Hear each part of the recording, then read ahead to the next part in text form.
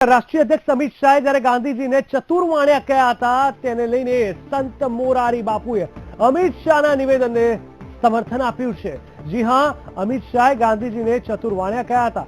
ગાંધીજીએ પોતાની આત્મકથામાં વાણિયા શબ્દોનો ઉલ્લેખ પણ કર્યો હતો। મોરારી બાપુ, સંત મોરારી બાપુ કે જેમને કહી શકાય કે અમિત શાહના આ નિવેદનને પૂરતું સમર્થન આપ્યું છે। કોઈ પણ મુદ્દે રાજકારણ કરવા ને લઈને તેમણે વાત કરી છે। કસ્તુરબા પણ ગાંધીજીને વાણિયા કહેતા હતા તેવું સંત મોરારી બાપુનું કહેવું છે।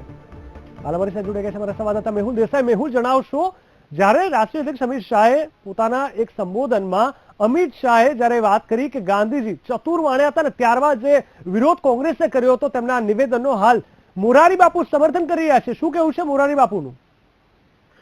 ચોક્કસથી જીગર, ખાસ કરીને વાત કરીએ તો જે રીતે જણાવ્યું તે પ્રમાણે અમિત શાહે થોડા દિવસો પહેલા જયારે પોતાના સંબોધનમાં કહ્યું હતું કે ગાંધીજી ચતુર વાણિયા છે, તે નિવેદન ઉપર વિવાદ ચાલ્યો હતો। કોંગ્રેસ સહિતના કેટલાક અન્ય આગેવાનો, અન્ય પક્ષના આગેવાનોએ પણ તેમની ઝાટકણી કાઢી હતી।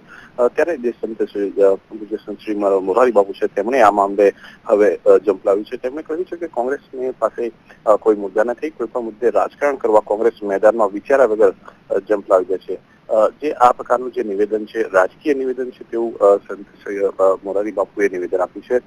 અગાઉ પણ જીગર જણાવી દઉં કે જ્યારે જે ભારત અને પાકિસ્તાનના જે મુદ્દા ઉપર જે રીતે જે વ્યવહાર થયો હતો, ખાસ કરીને જે શરીફ અને નરેન્દ્ર મોદી વચ્ચે જે વ્યવહારો થયો હતો, જે તે સાડી મોકલાવી હતી, તેના પણ એ મુદ્દે એક રાજકારણ ગરમાયું હતું। તે સમયે પણ મોરારી બાપુએ એક નિવેદન કર્યું હતું। તો ક્યાંક ક્યાંક રાજકીય નિવેદન તાને હાલમાં કરવામાં આવી રહ્યું છે અને આ પ્રકારનું જે નિવેદન છે, નિવેદનમાં જે કોંગ્રેસને તેમણે ટાંચતા કર્યું છે।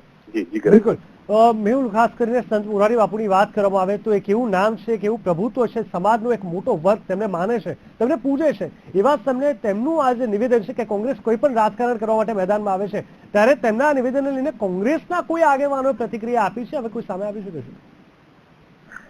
હાલ તો કોઈ કોંગ્રેસના આગેવાનોએ આ મામલે કોઈ પ્રતિક્રિયા નથી આપી, પરંતુ આ પ્રકારનું જે નિવેદન છે ખાસ કરીને રાજકીય નિવેદન છે। રાજકીય પક્ષો તમે આ પ્રકારના નિવેદનો હશે ત્યારે એક સંત દ્વારા જેનું જે પ્રભુત્વ એક સમાજ ઉપર રહેતું હોય છે, દરેક સમાજ ઉપર રહેતું હોય છે, ત્યારે આ પ્રકારનું જે નિવેદન આપ્યું છે તેને લઈને કોંગ્રેસ હવે કેવી પ્રતિક્રિયા આપે છે તે પણ જોવું રહેશે।